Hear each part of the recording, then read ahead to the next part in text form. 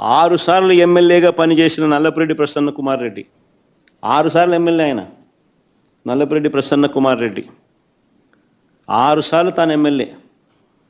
అలాంటి ప్రసన్న కుమార్ రెడ్డి ఇంటిపైన కూడా నెల్లూరులో ఒక పథకం ప్రకారం వీరి పచ్చ సైకోలు, వీరి పచ్చ సేడిస్టులు పోలీసుల సమక్షంలోనే, ఇది కూడా ఆశ్చర్యం, పోలీస్ సైరన్ వినపడుతుంది ఒకవైపున, మరోవైపున ఇళ్ళల్లోకి పోయేవాడు పోతా ఉన్నాడు, వీళ్ళు ధ్వంసం చేస్తూ ఉన్నాడు, ప్రసన్న ఎక్కడ అని చెప్పి నిలదీస్తూ ఉన్నాడు, ఆడేడి ఈడేడి అని చెప్పి అడుగుతున్నారు, వీళ్ళు నాశనం చేస్తున్నారు, ఉండింటే కన్నా మనిషిని చంపేసింది.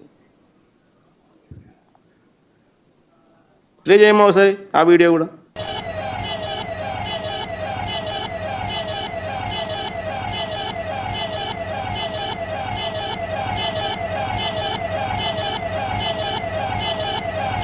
అదే పోలీస్ వాహనం.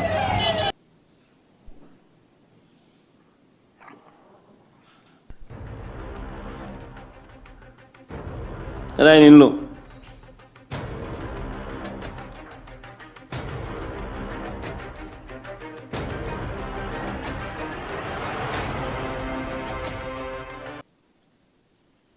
అదృష్టవశాత్తు ప్రసన్న ఇంట్లో లేడు,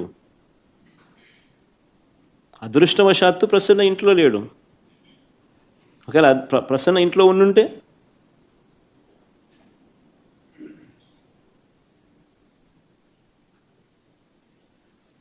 దాడి చేయించిన, ధ్వంసం చేసిన ఎమ్మెల్యే మీద కానీ వారి మనుషుల మీద కానీ ఎలాంటి చర్యలు లేవు,